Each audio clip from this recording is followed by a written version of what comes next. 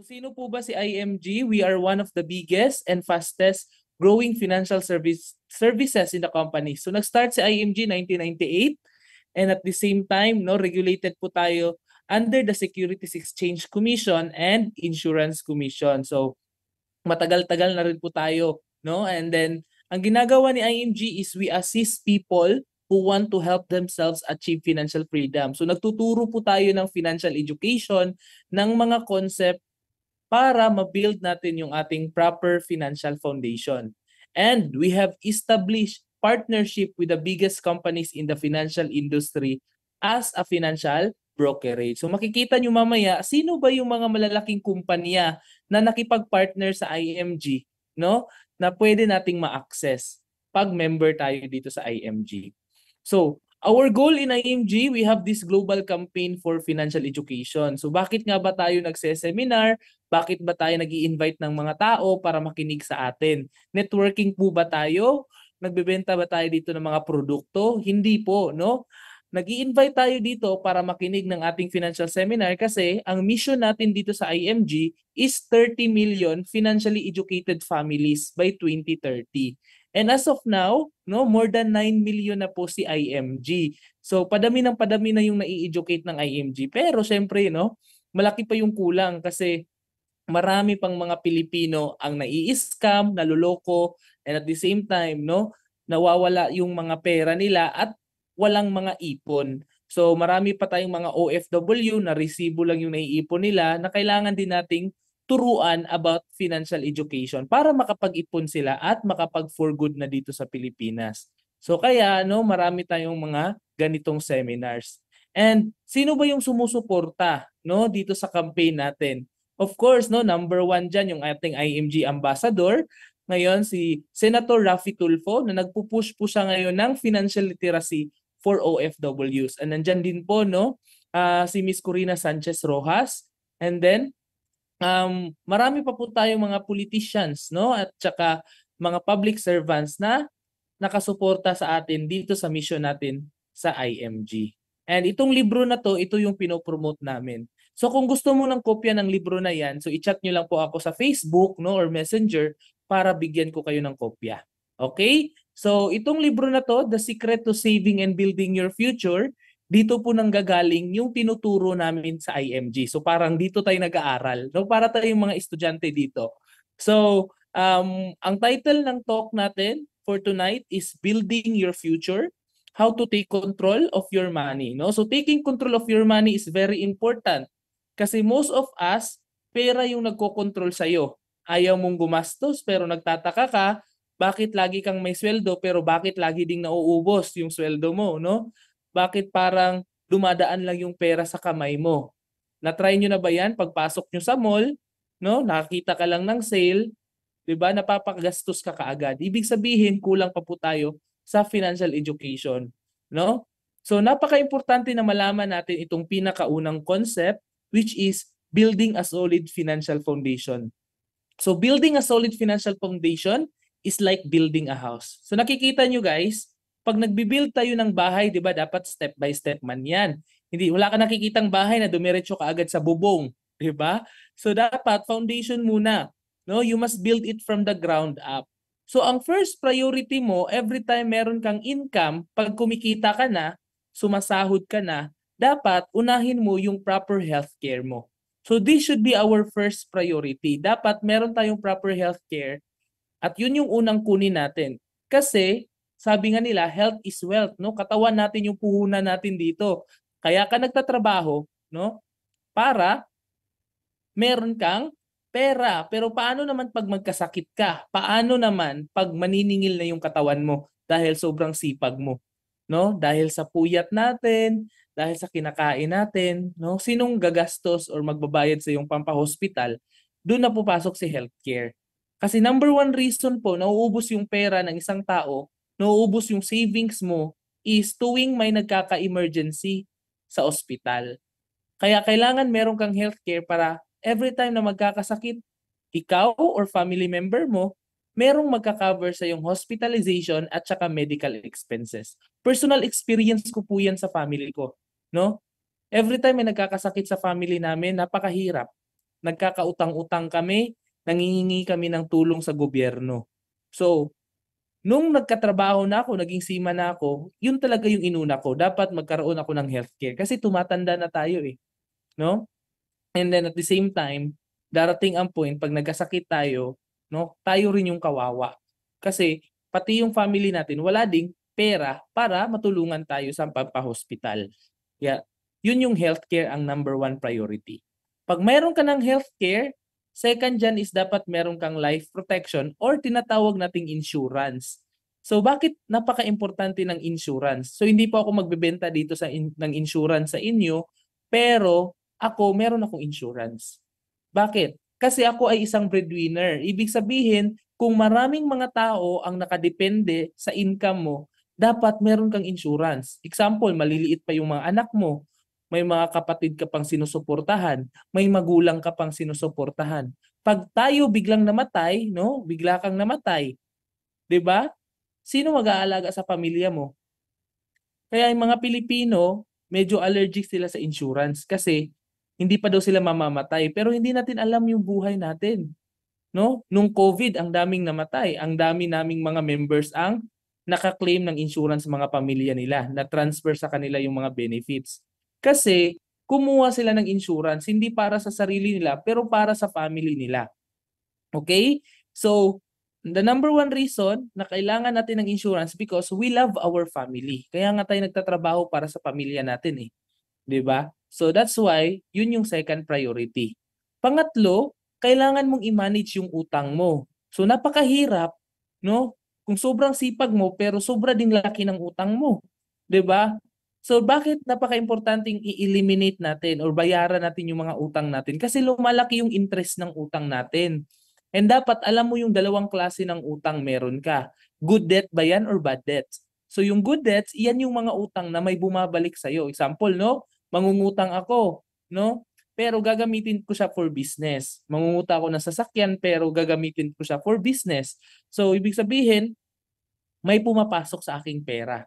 Pero kung mangungutang ka lang kasi gusto mo ng bagong cellphone, bagong iPhone, bagong ref, bagong sofa, mangungutang ka lang pang travel, so yun yung bad debts, no? Mauubos at mauubos yung pera mo doon. Pang-apat is dapat meron kang emergency fund. Itong emergency fund naman, ito naman yung pera na nakalagay sa bangko. So at least 3 to 6 months ng sahod mo, no? Nakasave yan siya pag may emergency. Pwede mong ma-withdraw ka agad. So ano ba yung mga pwedeng emergency mangyari sa buhay mo, no? Example, magka-emergency sa bahay nyo, nabagyuhan, nalindol, no, sunog, 'di ba? Or nagka-emergency, no, sa pamilya mo, may pera ka kaagad na magagamit para hindi ka magkakautang-utang. And ang pinaka-last na priority na natin is yung investment na natin. So saka ka na mag-i-invest, no, kung na-build mo na yung financial foundation mo, saka ka na magbi-build ng bahay mo, bibili ng mga lupa, magpo-put up ng business, no, mag-i-invest sa stock market, sa mutual fund. Kung tama na yung foundation mo kasi ang dami kong kilala, walang emergency fund, walang healthcare, walang insurance, pero ang daming investment, no? Nambili ng maraming lupa, no? Nag-put up ng business, 'di ba? Nag-invest sa stock market, pero nung nagkasakit, 'di ba, Sir Dave, paano ko ba i-withdraw yung mga investment ko, no?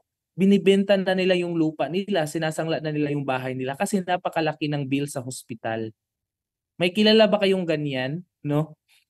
Napakayaman nila pero isang sakit lang, kailangan nilang isangla yung kanilang mga properties, no? Kaya ayaw nating mangyari yan sa atin. Dapat umpisa pa lang tama na yung pag-build mo. Kasi anytime, sabi ko nga, emergency, hindi yan magpapaalam na, uy, bukas magkakasakit ka ha. Uy, bukas may mangyayari. Hindi magpapaalam yung emergency, bigla-bigla na lang yang, no, mangyayari. So that's why dapat prepared ka. Dapat meron kang sapat na protection pag may emergency mang mangyari sa atin. Okay? So I hope clear sa atin tong solid financial foundation. Meron din naman tayong tinatawag na X-curve. Ano ba ang tamang pagplano? So ang red line, this is called responsibility line. Ang blue line naman, that is your money line.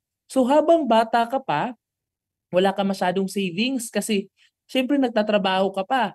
at napakalaki ng responsibilidad natin, no? Pero habang tumatanda tayo, we are approaching our retirement, no?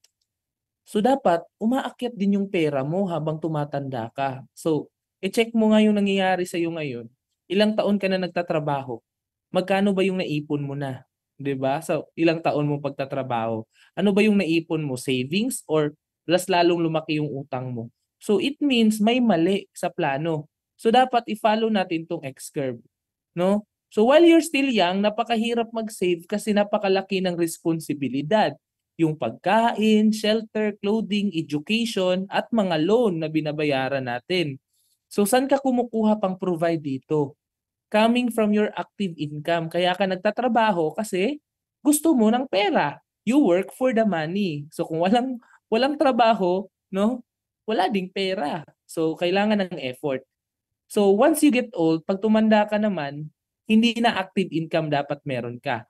Passive income. It means money is working for you. So bakit pera na yung nagtatrabaho? Kasi during this time, tumatanda ka na po. Lumalabas na yung mga sakit, no? Or most of us retire na. Pero it doesn't mean na retire ka na, hindi ka nakakain. So meron ka pa ring responsibility. But the biggest responsibility is your health. Diyan na kasi lumalabas yung mga sakit natin, no? Yung mga teeth na tinatawag natin, mga arthritis, diabetes, 'di ba? Sa buhay kasi natin may if sa gitna eh. Ano ba yung if? Yung dalawang pwedeng mangyari sa buhay mo. What if you die too soon or what if you live too long? Dito lang naman tayo papunta eh. It's either mamamatay tayo or tatanda. 'Di ba? Wala namang immortal sa atin. Pero ang tanong, no? Problema ba 'yan if mamatay tayo ng maaga? Problema kaya yun kung kukunin ka ng maaga ni Lord? Of course, problema yun. Sabi ko nga, pag meron kang pamilyang sinusuportahan, malaking problema yun pag namatay ka. Kaya you need to protect your family. So how to protect your family? Kailangan mong may maiwan na pera sa kanila. Coming from insurance. Hindi naman yung gobyerno ang magbibigay ng pera sa pamilya mo. Yung insurance company. So that's why dapat meron kang income replacement na kahit wala ka na, kampante ka ma'am, no? Na nakakapag-aral pa rin yung mga anak mo, yung pamilya mo, makaka-move forward, makakahanap buhay pa rin sila. Kasi may naiwan kang pera. Ang problema kasi sa mga Pinoy, pag namatay, ano yung naiiwan sa mga anak, sa pamilya? Utang. Agree ba kayo dyan? No? Utang yung naiiwan. Kaya yun nga, no, nahihirapan lalo yung pamilya. So if in case we die too soon, we need to have insurance. Okay? Paano naman Sir Dave kung hindi ako namatay? O ito naman, no? Paano naman kung binigyan ka ng mahabang buhay ni Lord? Good news ba yan or bad news? 60 years old, 70 years old, no? You live too long. Of course, depende yan. Kasi kung aabot ka man sa edad na 60 or 75, kung hindi ka naman prepared, kawawa ka. Kaya kailangan mong protektahan yung sarili mo pag umabot man na matanda ka. So how to protect yourself? Kailangan mong meron kang investment. So sa pagtanda mo, kailangan mo ng pera. Hindi pwedeng tumanda ka ng walang pera. Anong gusto mo? Pagpapasapasahan ka ng mga anak mo or pag-aagawan? Aba, meron akong nakausap, Sir Dave, hindi ko na kailangan ng investment kasi may anak akong engineer, may anak akong nurse sa US, no? Mga professional lahat ng anak ko, sabi ko sa kanya. Ma'am, congratulations, no? Napaaral mo, no? Napaaral mo ng magandang eskwelahan yung mga anak mo, nakapagtapos sila ng mga magagandang kurso, pero wala pong guarantee, ma'am, na they will take care of you. So there's no guarantee that your children will take care of you once you get old. Agree ba kayo dyan? Kasi pag meron na yan silang sariling pamilya, hindi na ikaw yung priority ng mga anak mo. Yung sarili na niyang pamilya. E paano ngayon kung kalaban mo pa yung asawa? No? Hindi pa kayo magkasundo ng asawa ng anak mo. O sinong tutulong sa iyo pagtanda mo? Kawawa ka, di ba? Kasi hindi ka nag-prepare sa retirement mo. So kawawa si lola, kawawa si lolo, no? So that's the reason why ngayon pa lang na malakas ka pang kumita, mag-invest ka. set aside ka ng portion ng pera mo. Kasi yung perang ininvest mo, that money will work for you. Yung pera na yan na yung magtatrabaho sa'yo pagtanda mo. Pero paano ba natin patrabahuin yung pera? So meron tayong tinatawag ditong Rule of 72, Power of Compounding Interest. So sabi dito, i-divide mo yung number 72 sa interest rate kung saan nakalagay yung pera mo, it will give you the number of years it will take for your money to double. So let's just say, no, naglagay ka ng pera, pero nilagay mo lang siya sa bangko. So sino ba sa atin dito naglalagay lang ng pera sa bangko? Ako dati sa bangko nakalagay yung pera ko, pero nung nalaman ko to, no, halos hindi ko na ilagay yung pera ko sa bangko. Example, may 10,000 ka sa bangko. Example, BDO, BPI, or anumang mga bangko dyan, Land Bank. Meron kang 10,000. So magkano ba yung interest ng bangko? So less than 1%. Chinek ko ngayon, no, sa account ko, 0.025% ang interest. So hindi pa umabot ng 1%. So it means ang 72 i-divide mo daw sa interest, which is example 1 equals to 72 years. So yung 10,000 mo sa bangko, magiging 20,000 yan after 72 years. 'Di ba? Mabilis ba o mabagal? Sobrang tagal bago tutubo yung pera mo sa bangko. Kaya nga ang bangko ngayon, hindi na siya maganda, no? Nailagay mo lang dyan for long term. 'Di ba? So, bakit naglalagay ka pa ng malaking pera dun sa bangko? Ay sir, kasi safe kasi eh. Safe nga, pero tumutubo ba yung pera mo? Magkano yung inflation natin ngayon? No? 6 to 8% per year. So, lugi ka na dun.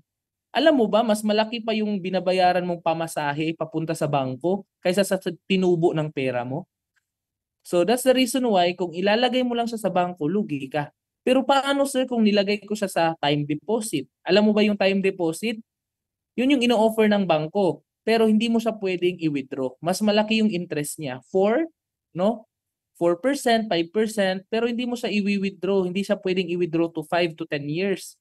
So kung pumayag ka dun, 72 divide 4 is 18. Kung may 100,000 ka sir, yung 100,000 mo, dumudoble siya every 18 years.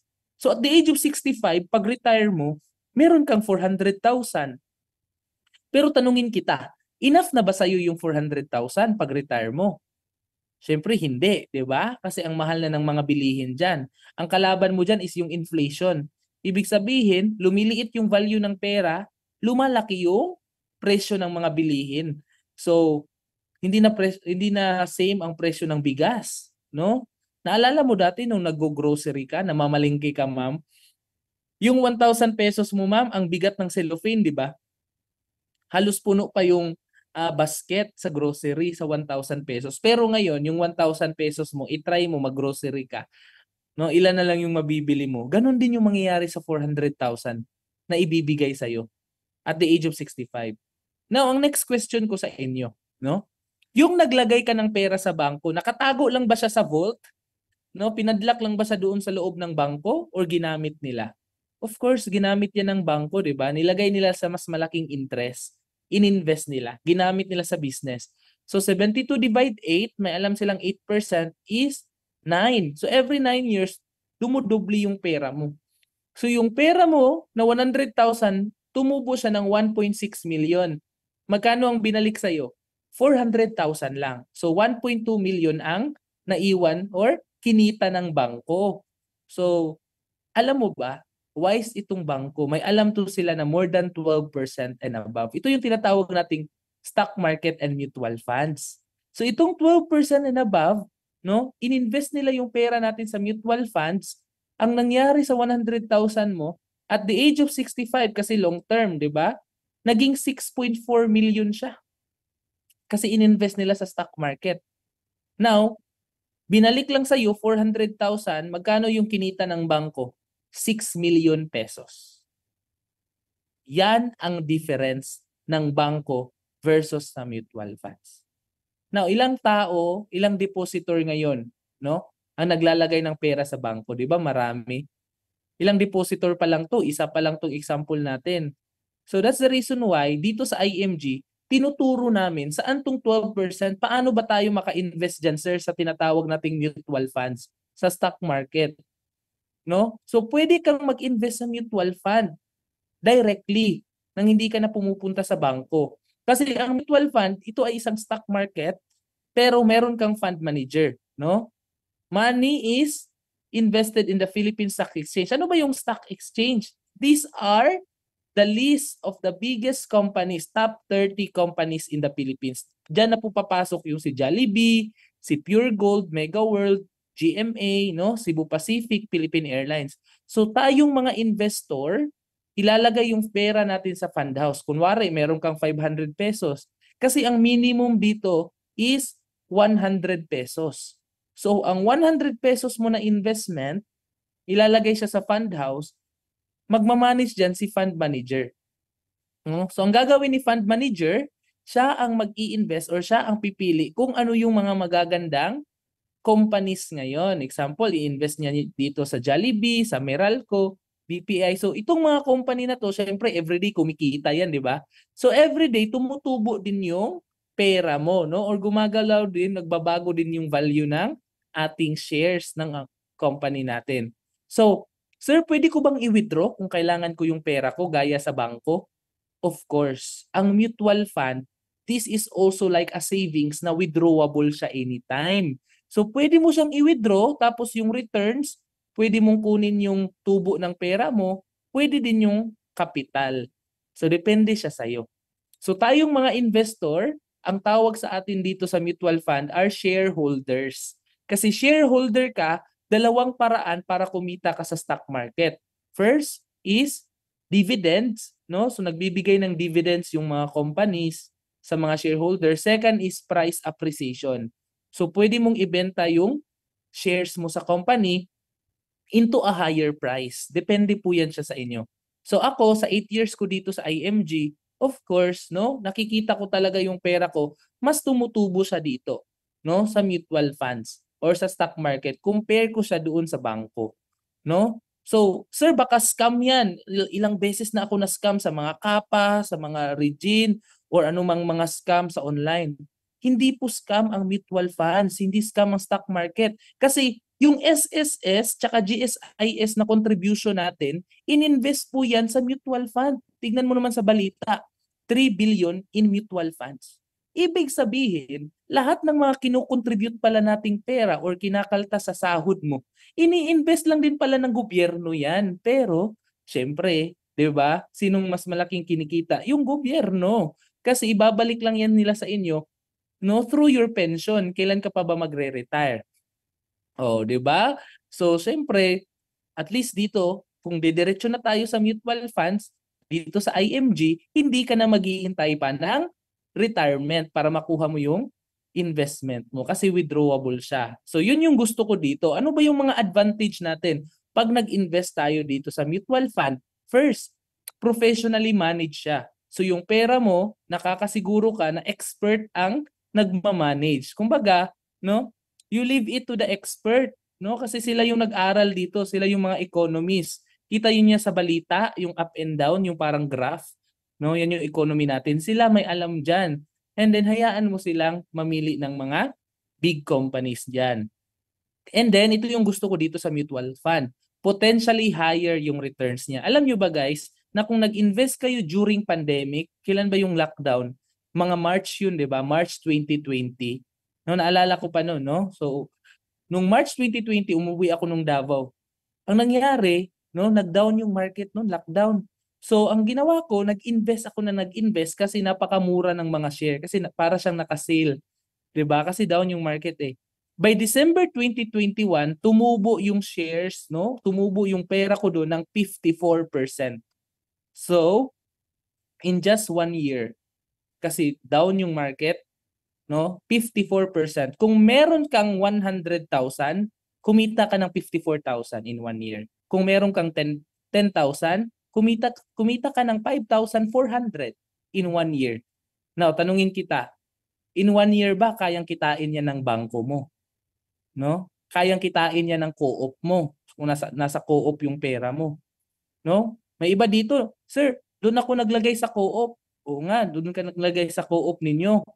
Pero, anong nangyayari? Nung naglagay ka ng pera sa co-op ninyo, imbis na kumita ka, imbis na maka-invest ka, ang laki na tuloy ng loans mo. no? Kasi pinapalon, pinapalon at pinapalon ka. So ayaw din natin mabaon tayo sa utang, di ba? So dito mas maganda ang mutual funds. And then low capital requirement, no? Kasi magkano lang naman dito ang starting? 1,000 pesos. Pwede ka magdagdag ng 100.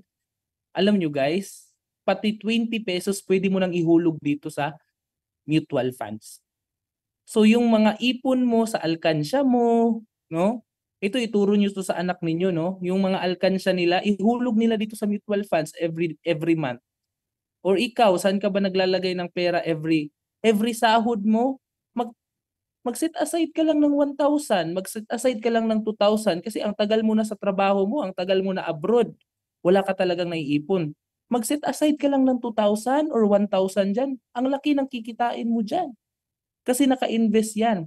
And then instant diversification. So maraming companies ang pinag-investan ng pera mo. So nakakasigurado ka na hindi siya malulugi kasi hindi lang isang company. So meron pa dyan Jollibee, ABS-CBN, Cebu Pacific. So kung pangit man yung performance ng ABS-CBN ngayon, kumita naman si GMA, kumita naman si Cebu Pacific. So you're not putting your eggs in one basket. So nakahiwalay-hiwalay siya.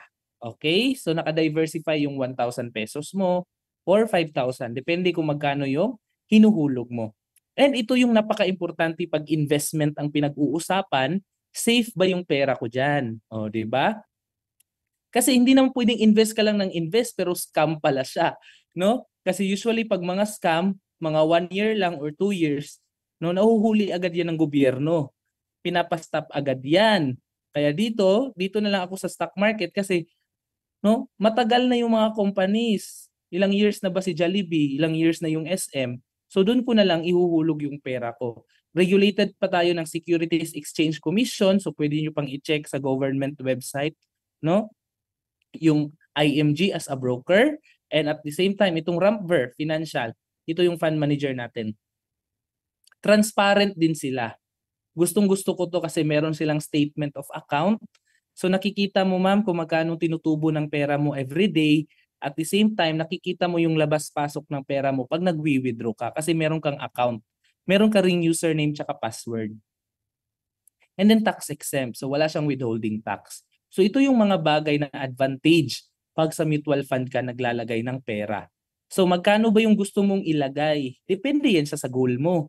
Kasi kung ang goal mo, 30 years from now, magre-retire ka ng milyonaryo, may 3 million ka, ilagay mo siya sa mutual fund, 12%, 1,000 lang. O, 1,000 pesos lang yung example ko dyan na magkano yung sahod mo. Isipin mo muna, magkano yung sahod mo? Kaya mo bang mag-ipon ng 1,000 sa sahod mo? O, sagot ka daw, yes or no? Kaya mo ba ng 1,000 kada sahod mo?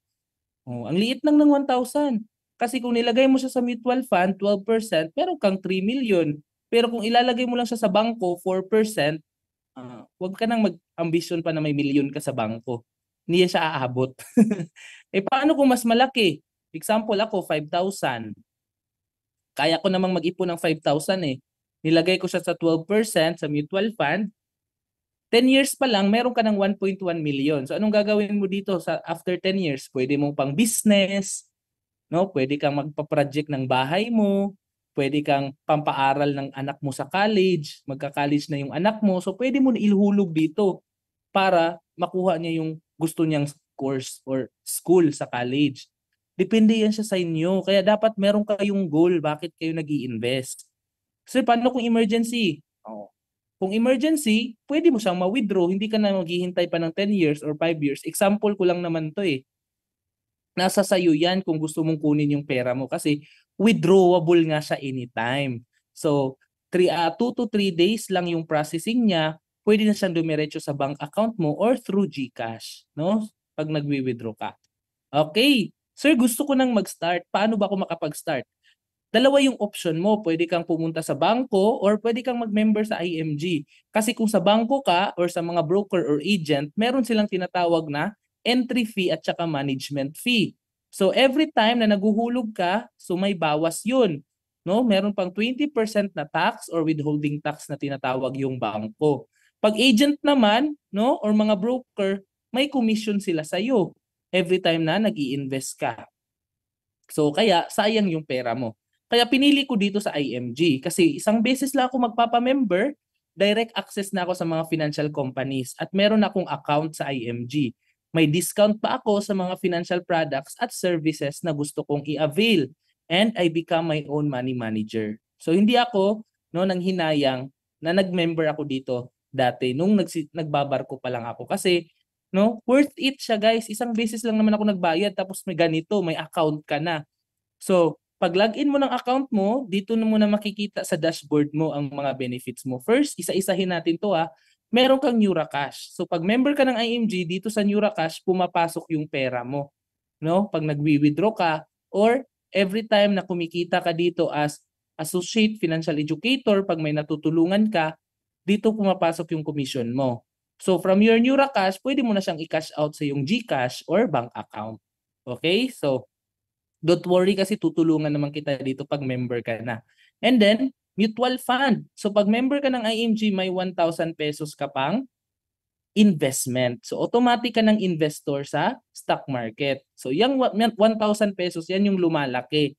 No? So pwede mong dagdagan dyan, dumagdag ka ng 100 pesos every week or every month, naguhulog ka ng 2,000 kada sahod mo. Depende sa'yo.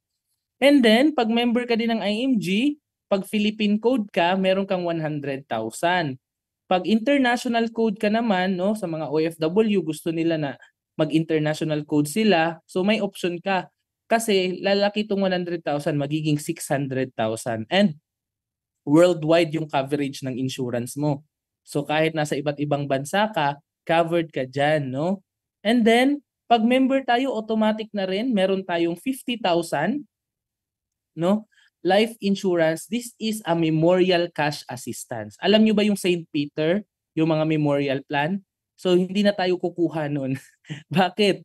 Kasi dito kasama na siya sa ating membership. May budget na tayong 50,000 pag namatay tayo.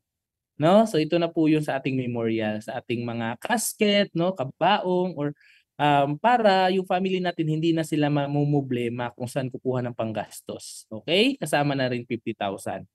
And of course, pag member ka ng IMG, may access ka na rin sa Kaiser. So si Kaiser, ito yung 3-in-1 program natin, no? And at the same time, pag member ka ng IMG, meron kang unlimited check-up, no, sa mga Kaiser Medical Center. Pagkasama mo yung family mo, discounted sila ng 20% sa mga laboratories, no, sa mga CT scan, mga ganyan. So, itong Kaiser pala guys is 3-in-1 to siya. Meron siyang healthcare, long-term siya until age 100. Meron siyang life insurance at meron din siyang mutual fund. So si Kaiser kasi, tinawag siyang Kaiser Total Solution kasi nga, no, nasa kanya na lahat na if ever mamatay tayo, meron siyang life insurance para may pera yung mga pamilya mo, mga anak mo. Pag hindi ka naman namatay, no, nagkasakit ka lang, meron kang healthcare. So magagamit mo si Kaiser sa mga hospital, no, mga private hospital. So all over the world yan ha, basta private. At the same time, meron din siyang investment, no? So ibig sabihin, yung perang hinuhulog mo sa Kaiser, hindi siya bayad. Investment siya kasi tumutubo siya ng 10%. Kasi naka-invest din siya sa stock market. So kumpleto siya lahat. Magkasakit ka man, kunin ka man ni Lord, or magre-retire ka man, may pera ka. So kaya ito yung kinuha ko kasi 7 years ka lang dito mag-iipon. So 7 years to save lang siya. And then after 1 year, na nakapag-ipon ka, na kumpleto mo yung 1 year, magagamit mo na yung mga benefits niya. And then 13 years tutubo yung pera mo ng 10%. So ano yung mga benefits ng Kaiser? Meron siyang annual physical exam, laboratories, x-ray, ECG, no, pap smear sa mga babae, dental cleaning, no, tooth extraction, temporary pasta, ayan. And then meron siyang waiver of installment due to death. Ibig sabihin guys, kahit isang beses ka lang naghulog. Meron ako member dito, no? Meron tayong member dito, 1 month lang siya nakahulog sa Kaiser niya. Na-aksidente siya sa motor. So fully paid na yung 7 years niya. And times 2 pa yung na-claim niya ng insurance. And na-transfer sa family niya ng fully paid yung Kaiser. Yung family niya ang nakakagamit ng benefits ngayon. And pag na-disable ka na rin, fully paid na rin yung 7 years mo. Hindi ka na maghuhulog. And meron ka ng hospitalization dito sa Kaiser. Meron ka ng sariling hospital room, no, private or semi-private, depende sa'yo sa plan na kinuha mo. And merong limit yung plan na kinuha mo. So hindi lahat naman babayaran ni Kaiser. Siyempre may PhilHealth pa yan na bawas, no? So yung remaining dyan, yun yung sasaluin ni Kaiser. And meron siyang life insurance for 20 years and more than 1,000 hospital and 2,000 doctors. As long as you have funds, no? Until age 100, magagamit mo siya. After 7 years, dyan na po ika-cover yung mga maternity, yung pagbubuntis, pre-existing illnesses, and mga dreaded diseases. And continue pa rin siyang magagamit yung mga hospitalization natin at insurance. And pag nag-mature na siya, no, on the 20th year, doon mo na siya mawi-withdraw as cash, no? So, nai-enjoy mo pa yung benefits niya. 'Di ba? So, at the same time, ito po yung policy niya. Dito mo makikita yung card mo sa Kaiser at yung mga hospital na ipapakita mo lang doon sa gusto mong hospital sa lugar ninyo. So, ayan. Yan po yung sa akin. Fully paid na po ako dito sa Kaiser ko. K100 yung kinuha ko na plan dito kasi 1.1 million yung investment na makukuha ko, no? After 13 years. So, 7 years lang ako maghuhulog dito. Okay, so ito po yung mga plan. Pakipicturean na lang, no? So dito po makikita pag 10 to 40 years old ka sa Kaiser, 80 pesos a day, no? Is like 2,600. So nakikita nyo, yan yung mga minimum, pinakamaliit na plan, kinukuha yun ng mga estudyante. So ang kinuha ko dito is K100, 5,800. So pag nasa 41 to 50 ka, ang minimum mo naman is 3,500. Yan na yung pinakamaliit mo na plan dyan. At pag 51 to 60 ka, dito ka na nabilong sa K75. So pwede kang kumuha ng mas malaking plan, pababa, no? Depende kung magkano yung gusto mong pera. So nandito naman yung investment may 5 million, 2 million, at ito na yung hospitalization niya. Ito na yung insurance niya, no? Accident is times 2. Okay? So, sir, gusto ko maghulog ng 1 year. So anytime pwede ka maghulog ng annual, makaka-discount ka ng 2 months dyan pag nag-annual ka. So 10 months lang yung annual. Semi-annual is almost 1 month yung discount mo dyan. Quarterly, no? Meron kang half month na discount dyan. Okay? Every 3 months naman yan. So depende yan siya sa'yo kung ano yung gusto mong plan. Ang importante dyan, meron ka ng 3-in-1 at saka benefit card mo sa Kaiser na magagamit mo sa mga hospital. So I hope no makastart ka nito kasi napakadaling matapos lang siya. 7 years lang siya. O ilang years ka na sa trabaho mo. At yung 7 years na yan, pwede mong i-advance yan. Gawin mo siyang 1 year or 2 years lang. Pwede kang mag-advance ng hulog dyan para hindi na siya umabot ng 7 years. Okay? So next benefit naman tayo. Pag member pa tayo ng IMG, meron pa tayong ibang benefit. No? Hindi lang naman Kaiser ang benefit natin. Meron pa tayong free check-up sa mata at libreng frame. So meron tayong libreng frame. Alam nyo ba yung frame? No, yan yung sinusuot natin ito, no? So yung frame po, ayan, nasa 3,000 to 4,000 pesos po yan. Depende kung gaano katibay. Pero dalawa po yan sa isang libre lang yan siya sa IMG. Lens lang yung bayaran mo dyan kung anong grado ng mata mo. No? At the same time, meron tayong free legal assistance. Okay, so dito pala sa IMG, libre yung mga lawyers natin at attorney. No? Kasi pwede tayong magpa-legal assistance. No? 2 session po siya sa isang taon. Pag may mga problema kayo na kailangan nyo ng legal assistance, itanong mo siya sa abogado. No? So hindi ka na magbabayad ng abogado mo kasi may mga lawyers tayo sa IMG. And then meron din tayong mga non-life insurance. Gusto mo ng insurance sa sasakyan mo, sa travel insurance sa eroplano, magta-travel ka anywhere, fire insurance sa bahay mo or sa business mo, discounted ka dito, no? Up to 5,000. And then 50,000 calamity financial assistance. So pag nasakuna po tayo, no, ikaw ay natamaan ka ng lindol, landslide, sunog or mga typhoon, bagyo. So up to 50,000 yung financial assistance or emergency assistance ng IMG sa'yo. And free memorial service po yung mga members, no, sa Everest. So siya po yung maghahanap ng funeral home sa lugar nyo na yun na yung mag-aasikaso. Okay? So another benefit pa sa IMG. So sobrang daming benefit natin. May discount pa tayo sa sasakyan. Plano nyo bang bumili ng sasakyan? So 80,000 to 100,000 yung madi-discount nyo dito. Any brand of car, any type of car. Okay, so kaka-assist ko lang ng isang member ko dito, nag-avail siya ng sasakyan. And makaka-discount ka rin ng mga real estate. No? So kung bibili ka ng house and lot, condominiums, ayan. And meron pa tayong other benefits, no? We can give or donate sa mga charities na partner ng IMG. So another benefit pa, ito yung isa sa gusto ko dito. Pag member ka ng IMG is partner tayo ng Palawan Pawn Shop. So discounted tayo sa Palawan sa mga transactions natin, no?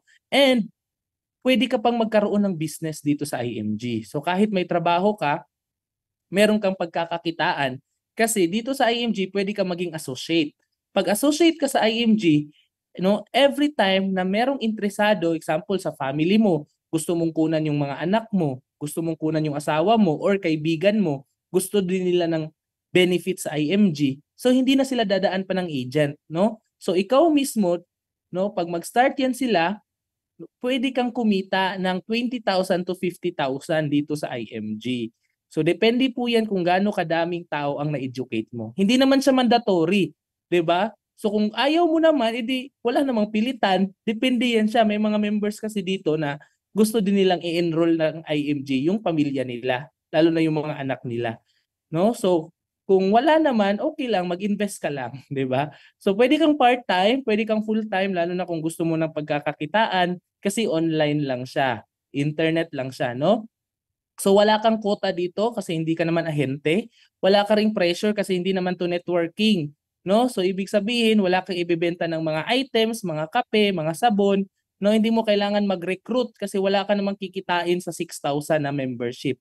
Okay? So may mga incentives na binibigay sa IMG tulad sa amin, no? Merong mga free travels, no? So before IMG, seaman ako, yung mother ko is nagbebenta ng isda sa palengke. Pero dahil ginawa namin yung IMG part-time, nabigyan kami ng mga libreng travel. Nakapunta ako sa London, sa Taipei, sa Malaysia, sa Macau, sa Taiwan, sa Hong Kong, no? At marami pang ibang travel, no? So Dubai, Japan. So maraming ibibigay na travel sa IMG at nabigyan na rin ako ng sasakyan ni IMG, no? So mga awards ibibigay yan sa sayo pag marami kang matulungan. So sabi ko nga sa inyo, mag-8 years na ako dito sa IMG. So ikaw kung sisimulan mo siya ngayon, of course, no? Marami-rami ka ring mga kakilala na hindi pa alam yung IMG. So pwede mo lang silang ipakausap sa akin. Hindi mo naman kailangan na ikaw mismo yung kakausap. Okay? Kasi part-time ka lang. So dito sa IMG, siya yung tutulong sa'yo para ma-build yung solid financial foundation mo. Kasi si IMG, no, mag-i-increase yung cash flow mo dito. Kikita ka sa business at the same time, meron ka ng healthcare, no, sa Kaiser, meron ka ng life insurance, meron ka pang emergency fund, no, kasi mawi-withdraw mo yung pera mo dito. Tutulungan ka pang mabayaran yung utang mo, no, through the IMG business, yung income mo dito, and makakapag-invest ka pa sa stock market and other companies. So na-build mo talaga ng tama yung financial foundation mo, no? So kaya napaka-thankful ko sa nag-invite sa akin dito sa IMG. So pasalamatan mo yung nag-invite sa iyo dito kasi, no, napakaganda ng IMG. So yun yung isa sa mga blessing talaga sa buhay ko nung nakilala ko si IMG at naka-attend ako ng seminar dito sa Makati, no? So kahit nasa ibang bansa ka, pwede kang mag-member dito, no? So basta magbayad ka lang ng lifetime membership. Philippine code is 6,000 pesos. Kung gusto mo naman ng international code, no, nasa 11,000 pesos siya. Okay? Pero mas madaming benefits ang international. Depende yan siya sa'yo. Pwede ka sa 6,000, pwede ka sa international. Okay? So after kung nagbayad sir, anong mangyayari? Ito na. Magkakaroon ka na ng username tsaka password at dito mo na makikita yung account mo.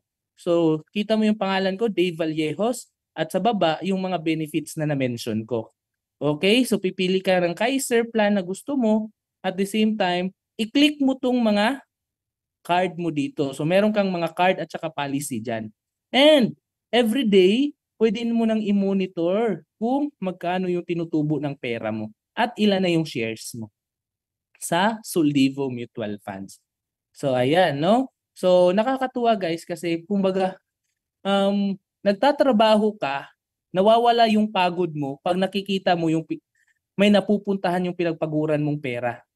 Okay? Hindi sapat yung puro padala ka lang ng padala sa Pilipinas, no? Dapat mo ring bayaran yung sarili mo. Kasi kung wala kang ipon, wala kang healthcare, wala kang investment, tapos pag uwi mo sa Pilipinas, no? Wala kang naipon na pera.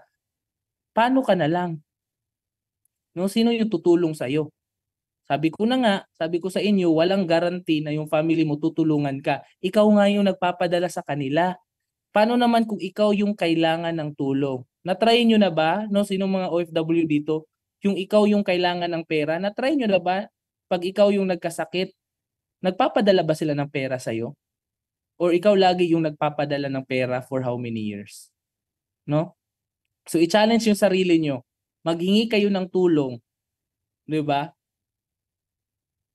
So kung may mga taong magpapadala sa inyo ng pera, so yun yung mga tunay nyo na kaibigan, no? Pero kung wala, aba, mag-isip-isip ka na, mag-ipon ka na. Kasi the only person who can save yourself, no, who can save your future is yourself. The only person, no, na magtutulong sa iyo is yung sarili mo. Kaya ikaw na nagtatrabaho, huwag mong kalimutan yung sarili mo. Reward yourself. Become a member. Kasi itong mga benefits na to, para sa sarili mo to. Ilang beses ka bang magpapamember? Isang beses ka lang naman magbabayad. Ilang 6,000 na dumaan sa kamay mo na walang bumalik. So wag puro padala. Isip-isip din, no? So isang beses ka lang magpa-member, mag-a-apply ka lang online. Kailangan mo lang ng details mo at saka yung email address. Okay? Kasi ipaprocess namin yan. And dito ka magbabayad sa mga bank accounts ng IMG. Or pwede mong i-direct sa akin para ma-expedite ko siya sa office. Okay? Kasi nandito ako sa office sa Makati. Okay, so sino bang mga members ng IMG? So meron tayo dito mga uniform personnel. So mga pulis, no? So yung iba takot sa mga pulis kasi mga scammer sila. Kami naman, kami yung nagseseminar sa mga pulis. Kasi lalo na pag ang mga pulis hindi mo na-educate. So kailangan natin yan silang i-educate. Mga teachers, maraming mga loans. So tutulungan natin yan dito sa IMG para makawala sila sa utang. Mga OFWs na mga resibo lang yung naipon, ngayon hindi na, may mga shares na sila at investment dito sa IMG. At mga kasamahan ko sa barko at mga seaman na tulad ko din. No? Para hindi na habang buhay na OFW ka. No, may option ka nang umuwi sa Pilipinas kung kailan mo gusto. Sabi nga ni Bill Gates, if you are born poor, it's not your mistake. But if you die poor, mamamatay kang mahirap, kasalanan mo na yan kasi wala kang ginawa. Tulad nito, na seminar ka na, tinuruan na kita, alam mo na kung ano yung tama. Pero kung wala kang gagawin sa buhay mo, wala naman tayong pilitan, no? Siyempre, nasa sayo na yon kung i-apply mo yung natutunan mo. Sabi nga nila, knowledge is power, no? But applied knowledge is more powerful. So i-apply mo kung ano yung natutunan mo. Okay? So lahat ng mga nag-attend ng seminar, kung narinig mo tong video ko, i-chat mo ako kasi bibigyan ko kayo ng libreng 20,000 insurance. So this is our giveaway sa IMG sa lahat ng mga na-educate namin. At meron din kaming libreng libro na ipamimigay sa mga guests namin. Okay? So bago tayo mag-end, no, i-prepare niyo yung mga question ninyo at panoorin natin tong inspiring video sa IMG. Isa sa mga kilalang tagapaglingkod ng bayan ang makakasama natin sa paghatid ng pagbabago at magiging kaagapay sa ating financial literacy campaign. Kilalang kakampi ng mga inaapi na tumutulong upang iangat ang buhay ng bawat mamamayan. Narito na ang inaabangan na pagsasani puwersa para sa mas matindi, mas malakas at mas makabuluhang kilusan na magsusulong ng misyon para sa financial education ng bawat pamilyang Pilipino. Ang kakampi ng inaapi, ang kakampi ng financial literacy, ang kakampi ng IMG community, Senator Raffy Tulfo.